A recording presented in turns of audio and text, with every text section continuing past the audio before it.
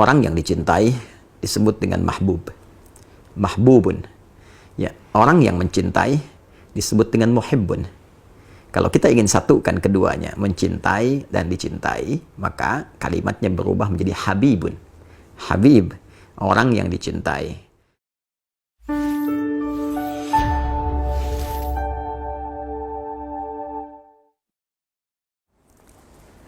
Bismillahirrahmanirrahim. Assalamualaikum warahmatullahi wabarakatuh.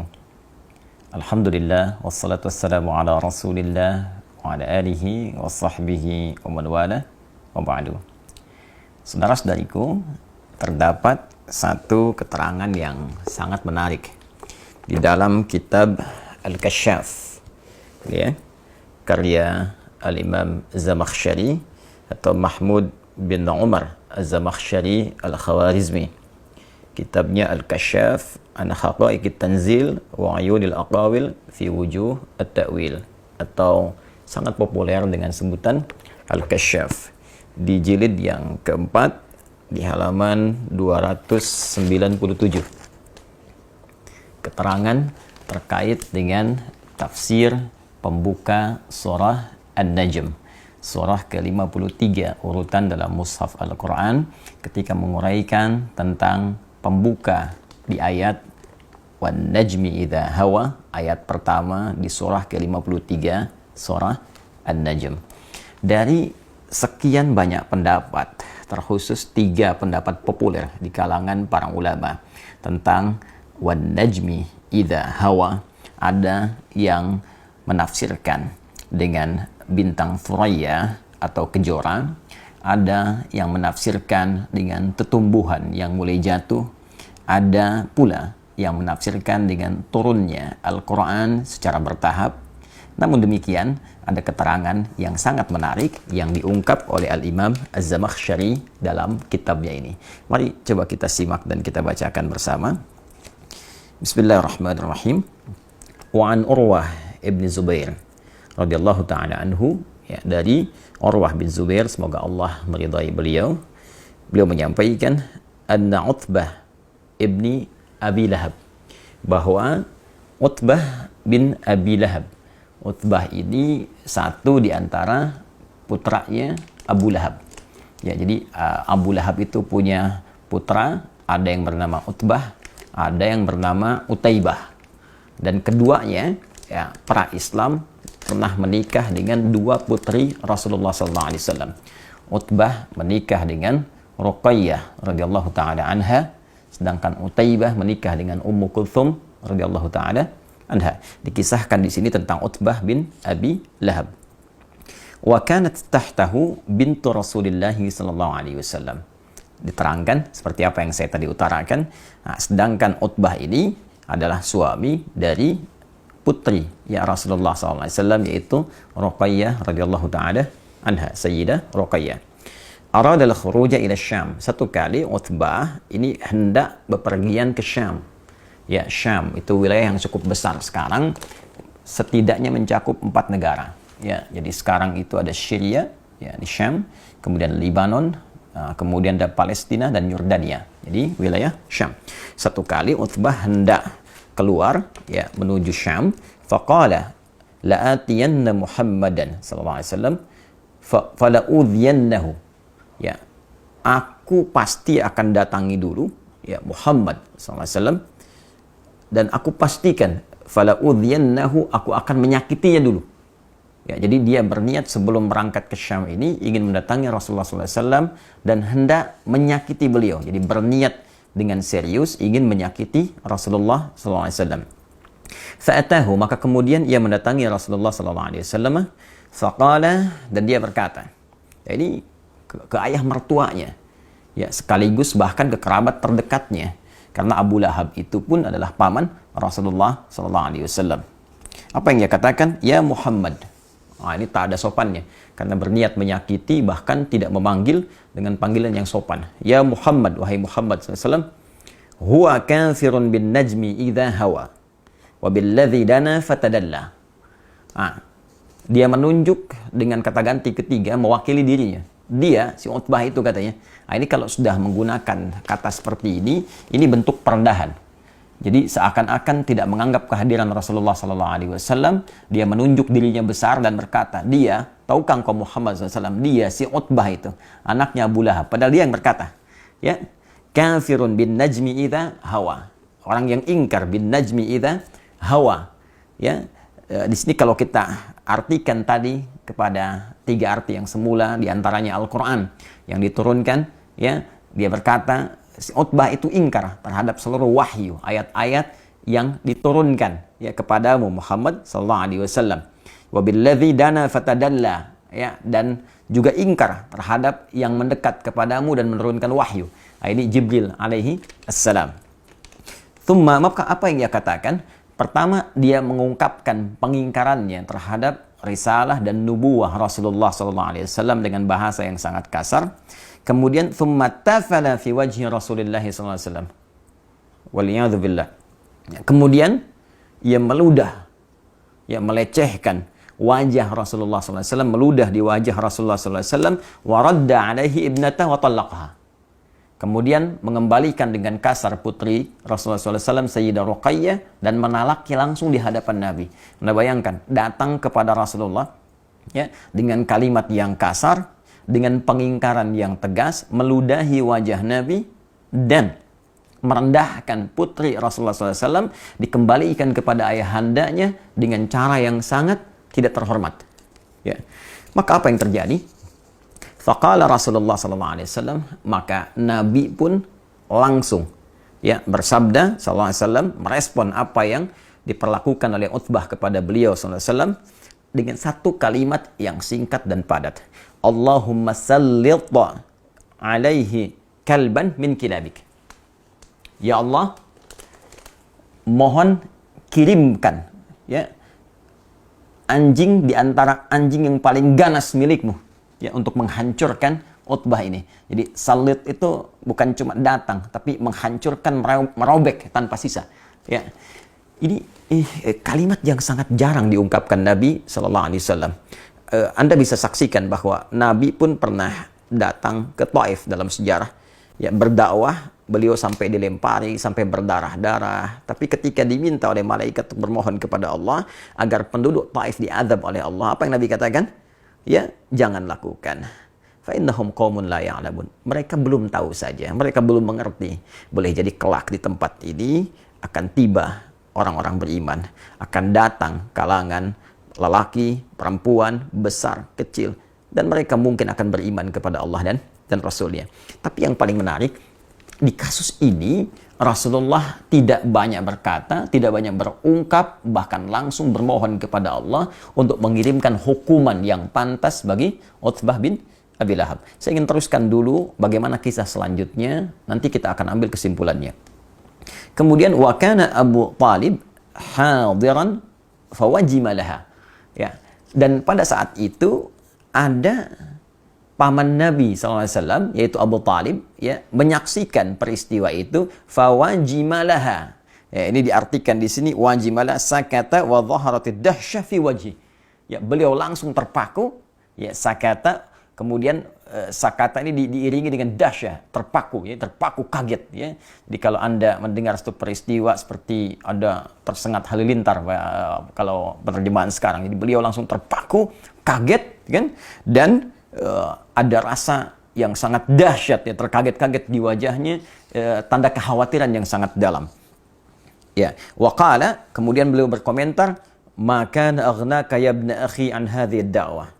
Ya, kamu nggak akan mungkin lolos, wahai anak saudaraku, dari doanya Muhammad sallallahu alaihi wasallam.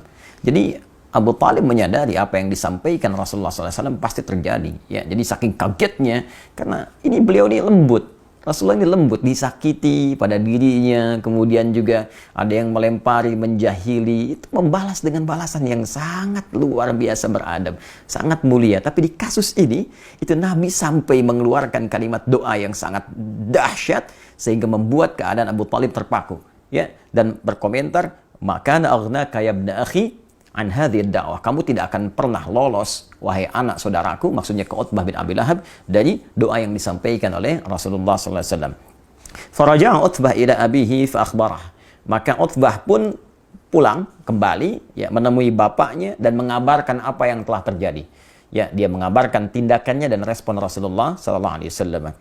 Thumma kharaju ila Syam, kemudian mereka pun berangkat ke Syam. Ya, fanazzalu manzilan, ya, maka mereka singgah di satu tempat, di satu rumah kediaman, fa asyrafa alaihim rahibun minad dair. Ya, maka menerima mereka, ya, salah seorang rahib, pendeta minad dair, ya, dari wilayah tersebut. Faqala lahum, maka pendeta itu berkata, mengingatkan kepada Abu Lahab, Utbah dan rombongannya, ya. Inna hadhihi ardun musbi'ah. Hati-hati. Tempat ini tempat yang tidak biasa, banyak binatang buas, ya. Ya, musbi'ah di sini ditafsirkan dzat siba' wa wuhush, ya, tempat yang banyak sekali hewan-hewan buasnya.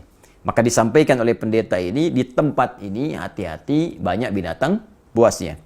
Ya, kemudian apa yang terjadi? Faqala Abu Lahab, maka Abu Lahab pada saat itu berkata li ashabihi, kepada kawan-kawannya, aghithuna ya ma'syara Quraisyin hadhihi lailah. Ya, wahai orang-orang Quraisy yang ikut rombongan saat ini, tolong lindungi kami malam ini.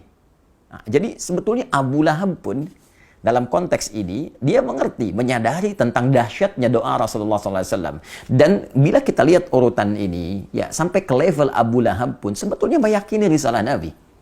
Ya, dia mengakui ya Rasulullah itu orang yang benar, orang yang dibenarkan, risalahnya benar, hanya ya dorongan nafsu dunianya, dorongan mempertahankan kedudukannya, dorongan keduniaannya, ya, itu lebih tinggi yang dikerjai, dimanfaatkan oleh setan sehingga mengalahkan nilai-nilai kemuliaan dan kebeningan hatinya. Dan dia meyakini dengan doa Nabi sampai berkata, wahai ma'syara Quraisy, hei orang-orang Quraisy yang ikut rombongan ini, ya, tolong kami malam ini, lindungi kami.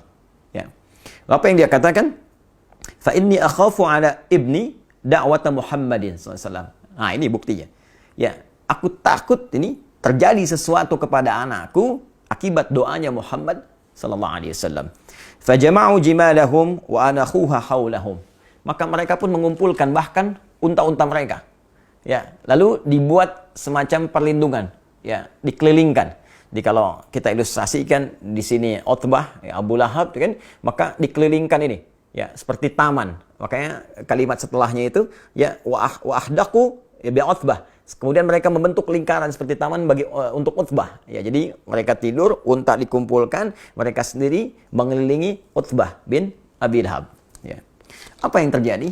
Nah, ketika mereka tidur terlelap itu, semuanya tidur terlelap, Utbah berada di tengah-tengah, dikelilingi oleh orang-orang Quraisy kafilah dagang tadi yang akan berangkat ke Syam. Kemudian faja'al asadu, tiba kemudian datanglah singa yang sangat buas, ya. Yatashammamu wujuhahum, mulai mengidentifikasi, menciumi wajah-wajah mereka tuh. Datang singa, mereka sedang tidur pulas, kan? Tidak sadarkan diri, tak terasa apa yang ada di sekitaran, ya, kayak Anda, saya atau kita sedang tidur pulas, tak terasa apa yang terjadi. Nah, ini sampai singa datang pun tidak terasa, diciumi, ya, wajah-wajah mereka diidentifikasi, hatta daraba Utbah faqatalah, sampai dia menemukan Utbah bin Abi Lahab, maka dihancurkanlah, ya, sampai tewas, diterkam, dimangsa, dihancurkan oleh singa itu sampai dengan tewas. Nabi berdoa, Allahumma sallit alaihi kalban min kilabik. Ya Allah, datangkan, ya, hancurkan, datangkan kepada orang ini, ya, anjing di antara anjing-anjing terganasmu. Ini kalimatnya juga kalimat dahsyat ini. Itulah doa Nabi sallallahu alaihi wasallam kepada Utbah bin Abi Lahab yang langsung dikabulkan oleh Allah Subhanahu wa taala dengan menghancurkan, menerkam diri Utbah hingga tewas dan hina di hadapan manusia pada saat itu, di hadapan Allah dan di hadapan Rasulullah sallallahu alaihi wasallam. Ada yang menarik di kisah ini, tatkala seorang pujangga yang sangat populer, dan pujangga ini adalah pujangga yang seringkali membela Nabi SAW dan menjadikan seluruh syair-syairnya, ya, syair-syair beliau untuk menegakkan panji Islam dan membela izzah Rasulullah SAW. Beliau adalah Hasan bin Thabit, ya, Hasan bin Thabit. Beliau berkata, ya, dalam salah satu syairnya, man yarji'ul 'ama ila ahlihi fama akilu sab'i birraji'i. Nah, jadi ketika terjadi peristiwa itu, beliau mengisahkan ya, orang-orang yang pergi ke Syam pada masa itu, kata beliau, semuanya pulang kecuali ada satu orang yang tidak kembali karena diterkam dan dihancurkan oleh binatang buas. Nah, yang ingin saya sampaikan teman-teman sekalian di kisah ini adalah hal yang tadi sempat saya singgung di pertengahan uraian kami, bahwa Nabi itu orang yang sangat pemaaf, orang yang sangat mulia, orang yang selalu mengesankan kebaikan walaupun dalam konteks merespon satu hal yang menyakitkan. Beliau pernah disakiti dengan lemparan batu di Taif, seperti tadi sempat saya sampaikan. Beliau banyak dicela, disebut tukang sihir, disebut tukang syair, disebut orang gila, sampai banyak turun pembelaan langsung dari Allah Subhanahu wa taala melalui ayat-ayat Al-Qur'an. Tapi secara pribadi, beliau tidak pernah kemudian membalas, merespon kepada para pencelaannya dengan respon yang kasar. Namun di kasus ini, beliau langsung berdoa kepada Allah untuk mengirimkan satu balasan langsung kepada orang yang menyakiti beliau pada saat itu.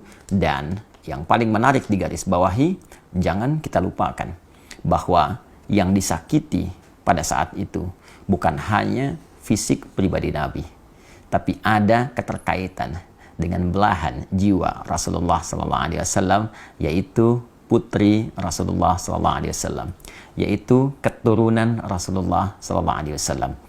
Jadi ternyata ada sementara ulama yang membaca peristiwa ini dengan satu pandangan yang sangat luas, dengan berkata bahwa Nabi SAW akan begitu peka dengan belahan jiwanya, akan begitu peka dengan keturunan dan keluarga besarnya.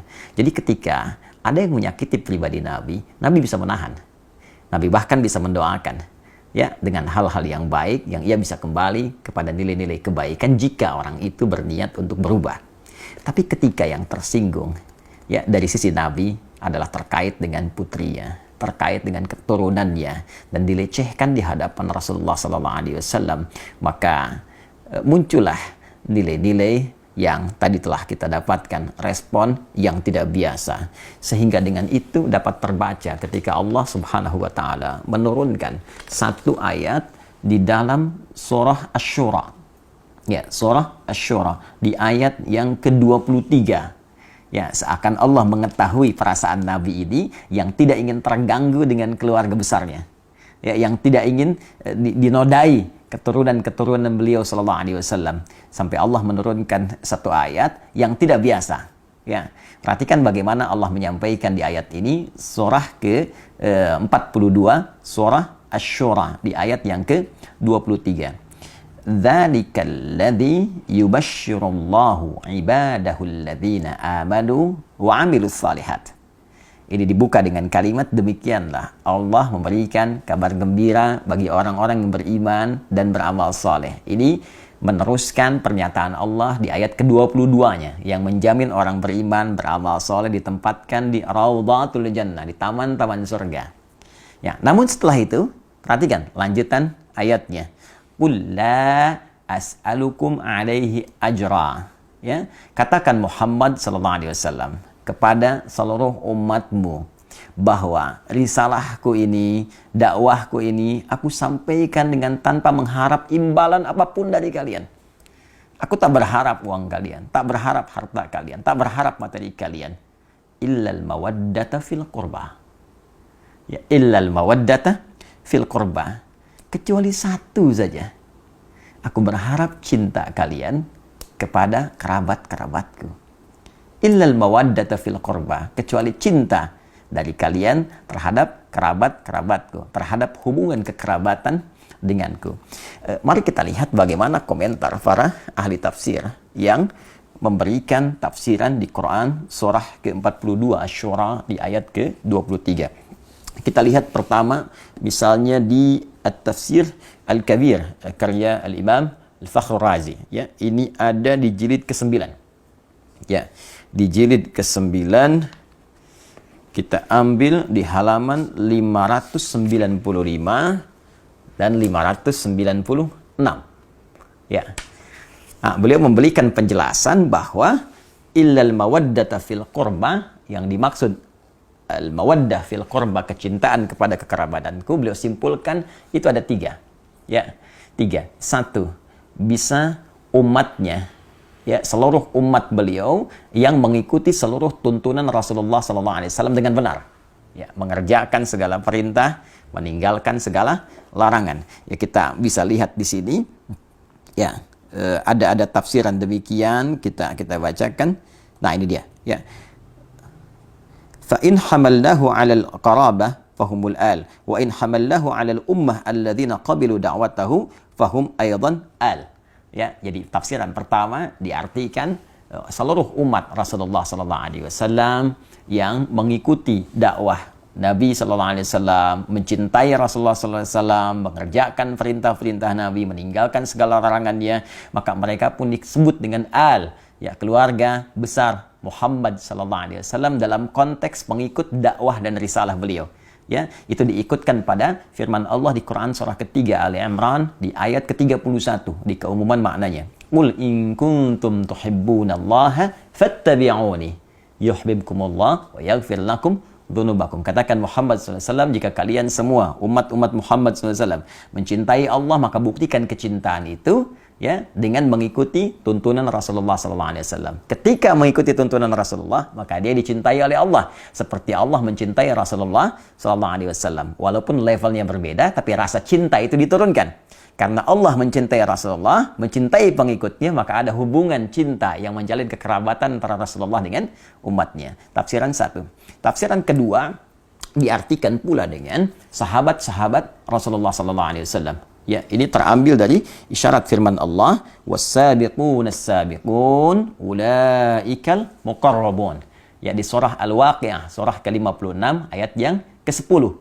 Ya, was-sabiqun as-sabiqun, dan orang-orang terdahulu. Jadi jelas, was-sabiqun itu tafsir yang paling lebih mendekatinya, ya, bisa dikatakan lebih tepatnya itu kalangan para sahabat, ya, karena mereka disebut dengan as-sabiqun al-awwalun, orang-orang pertama yang masuk Islam, ya, ada 40 orang, kan? Setelah itu sahabat-sahabat lain menyusul, was-sabiqun as-sabiqun, ya, adapun golongan orang-orang yang awal-awal masuk Islam, golongan-golongan terdahulu, ya, ulaikal muqarrabun. Nah, merekalah yang kemudian didekatkan kepada Allah, didekatkan kepada Rasulullah SAW. Ini langsung penegasan dari Allah bahwa mereka termasuk muqarrabun, ya, orang-orang terdekat dengan Rasulullah SAW. Jadi yang kedua, Al-Imam Fakhrul Razi mengartikan illal mawaddata fil qurba. Qurba di sana dimasukkan sahabat-sahabat Rasulullah SAW. Nah, tapi yang paling menarik ada yang ketiga, dan ini menempati level yang tertinggi. Yaitu langsung keluarga besar keturunan Rasulullah sallallahu alaihi wasallam. Ya, baik, ya, semua tersambung dari Al-Hasan ataupun Al-Husain ridwanullahu alaihima, yang keduanya tentunya tersambung kepada Sayyidah Fatimah Az-Zahra, ya, putri Rasulullah sallallahu alaihi wasallam, istri dari sahabat mulia Ali bin Abi Thalib karramahullahu wajhah. Mari kita lihat teman-teman sekalian. Nah, di sini ada peterangan yang sangat menarik, ya. Warawa sahibul kasyaf, dan ini ada keterkaitan, ya. Pemilik tafsir al-Kasyaf Az-Zamakhsyari, ya, menyampaikan satu riwayat, ya, annahu lamma nazalat hadhil ayah, ya, tatkala turunnya ayat ini illal mawaddata fil qurba, ya, kemudian qila, dikatakan kepada Rasulullah SAW, ya Rasulullah, wa ya Rasulullah, man qarabatuka haula'il ladzina wajabat alaina mawaddatuhum.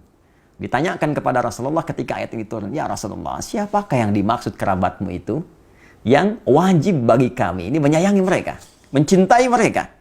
Ya, maka apa jawab Nabi? Faqala, maka beliau berkata, yang dimaksud itu yang spesifik, ya. Faqala Ali wa Fatimah wa ibnahuma. Fathabata anna haula'il arba'ah aqarib an-nabi sallallahu alaihi wasallam.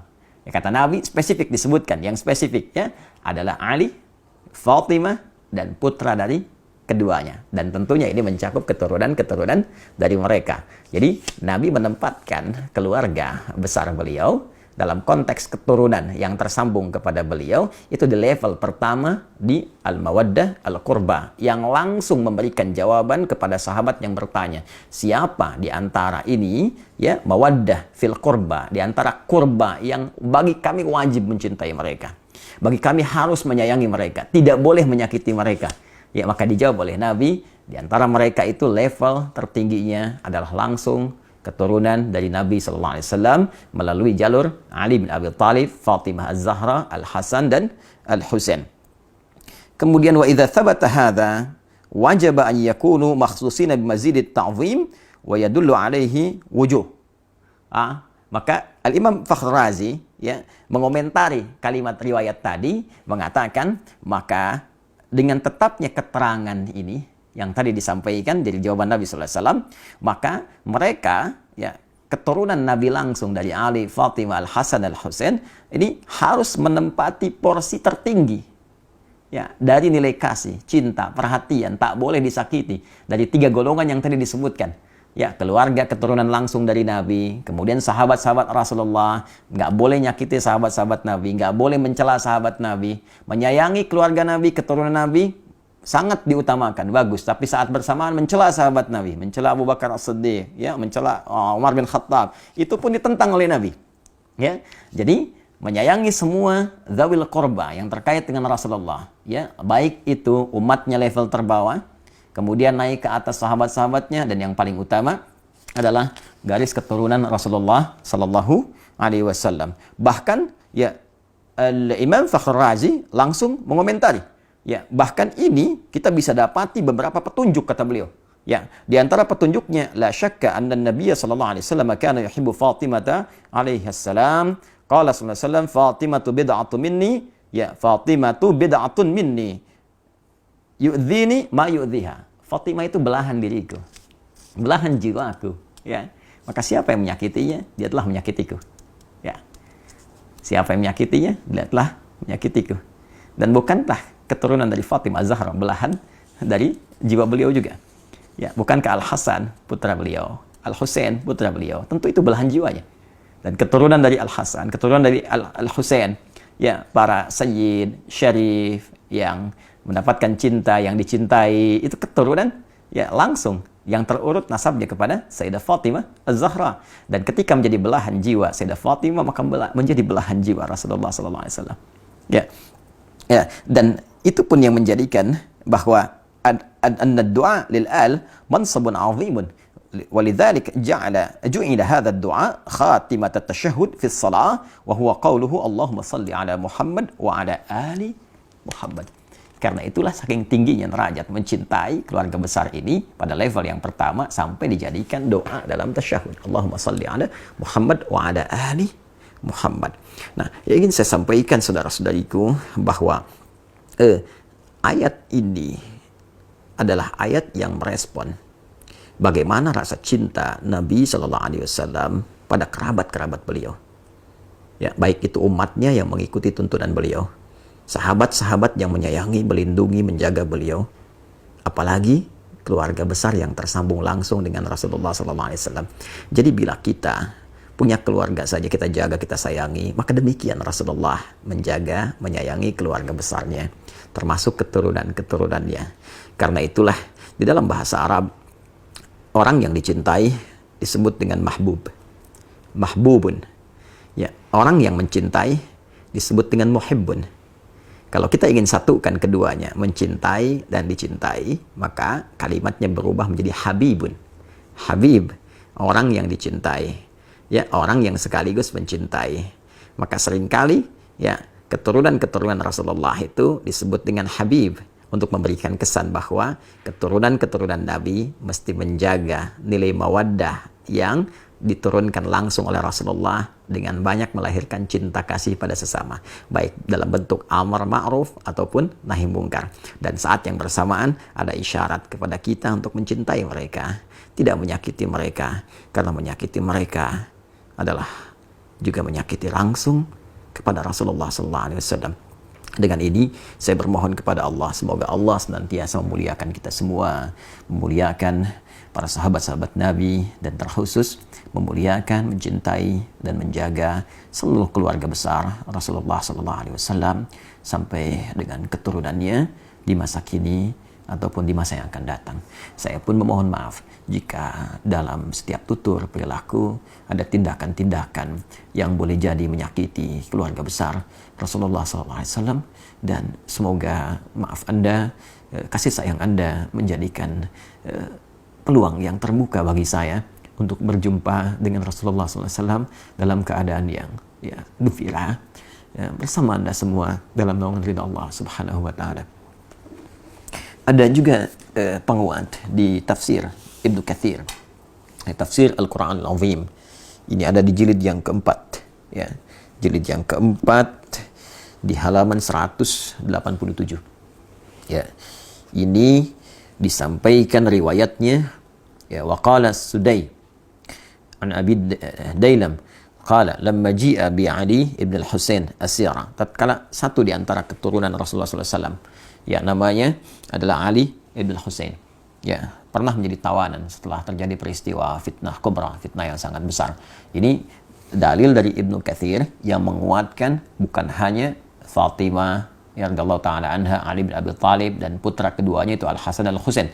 Tidak dicukupkan mawaddah al-qurba fil qurba pada keempatnya. Tapi ini gambaran. Kalau di kita sinekdok pas prototo disebutkan sebagian, menunjuk keseluruhan.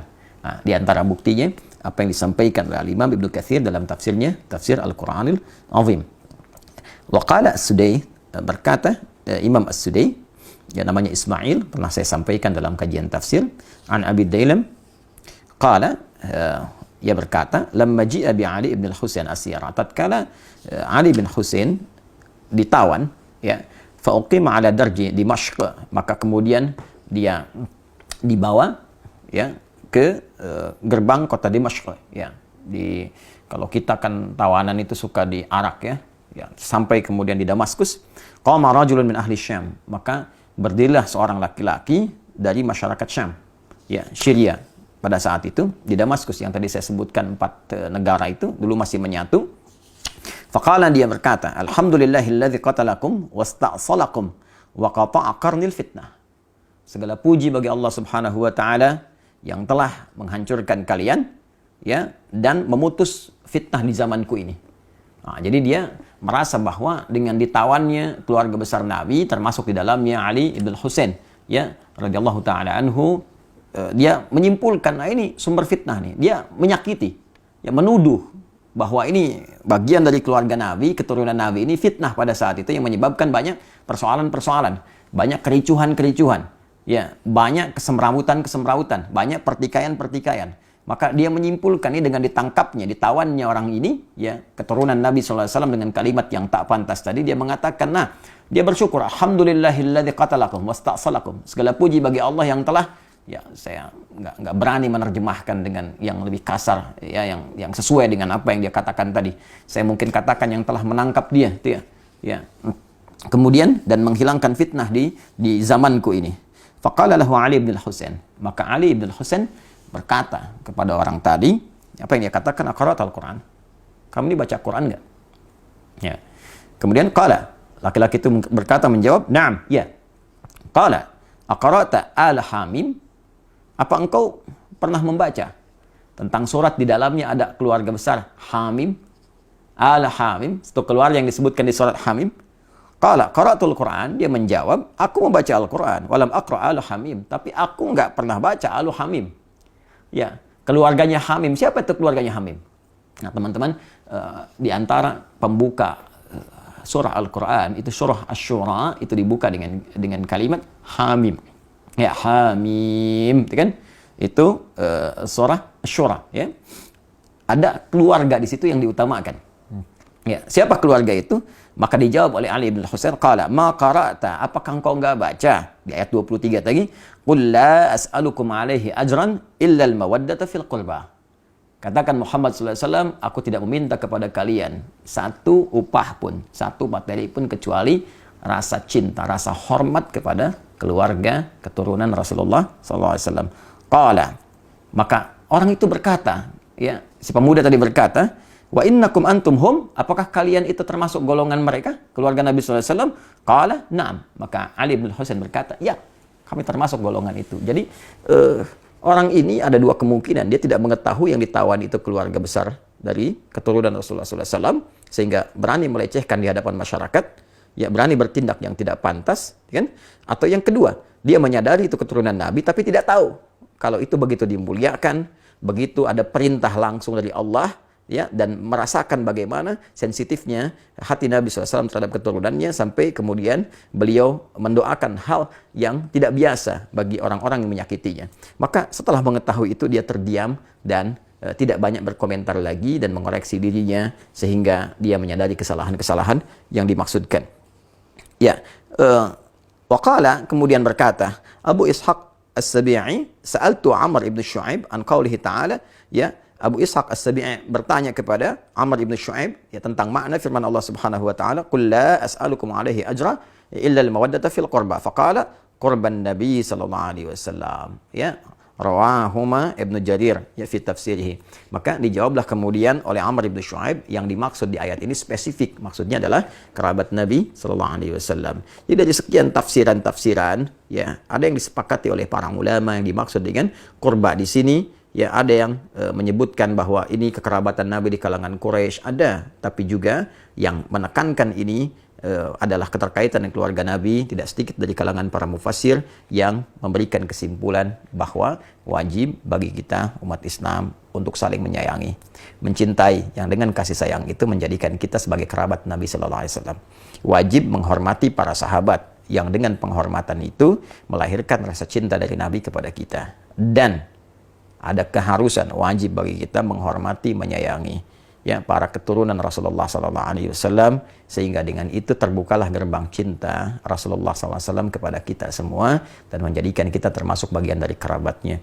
Pun demikian seluruh kerabat-kerabat keturunan Rasulullah SAW yang hidup sampai dengan kini juga wajib menjaga marwah, menjaga kehormatan, menjaga rasa cinta yang dititipkan oleh Rasulullah, sehingga dengan itu kehormatan yang disampaikan oleh Allah melalui Al-Quran pun ditegaskan melalui Nabi dapat terjaga dan terbawa hingga kembali kepada Rasulullah SAW. Al-Imam Fakhrul Razi bahkan memberikan gambaran. Al-Imam Al-Fakhrul Razi dalam tafsirnya At-Tafsirul Kabir memberikan gambaran bahwa kalimat yang Allah beritakan kepada Rasulullah SAW itu tidak pernah bahkan disampaikan kepada nabi-nabi sebelumnya. Jadi kalau Anda baca misalnya di halaman 594, ya, halaman 594. Jadi ketika beliau mengisahkan tentang bagaimana respon kalimat dari nabi-nabi sebelum Nabi Muhammad SAW, annahu ta'ala haka an aktsaril anbiya alaihimussalam. Allah Subhanahu wa taala banyak mengisahkan tentang para nabi alaihimussalam dalam Al-Qur'an. Annahum sarahu ya binafyi talabil ujrah. Ya, mereka secara langsung ya menjelaskan tentang bahwa mereka tidak boleh menerima upah. Ya, secara lugas menyampaikan tidak menerima upah, tidak menerima bayaran dalam dakwah mereka hanya karena Allah saja. Fadzakara fi qissati Nuh alaihissalam, maka disebutkan kisah Nuh alaihissalam di surah Asy-Syu'ara ayat 109, wa ma as'alukum alaihi min ajrin in ajriya illa ala rabbil alamin. Aku tidak meminta kepada kalian upah bayaran, ya, kecuali hanya pahala dari Allah saja. Ya, wa kadza fi qissati Hud wa Salih wa fi qissati Lut wa Syu'aib alaihissalam. Ya, dan demikian di kisahnya Nabi Hud, Nabi Saleh, Lut, Nabi Syu'aib, semua mengatakan kalimat yang sama. Tapi khusus untuk Rasulullah, Allah berikan satu kalimat, illal mawaddata fil qurba, kecuali rasa cinta terhadap kekerabatan yang tersambung pada Rasulullah. Semoga kita saling mencintai, sehingga dengan itu dicintai oleh Rasulullah, dicintai oleh Allah, dan mengumpulkan kita dalam suasana cinta di surga Allah yang penuh dengan kasih sayang. Adi Hidayat, Assalamualaikum warahmatullahi wabarakatuh.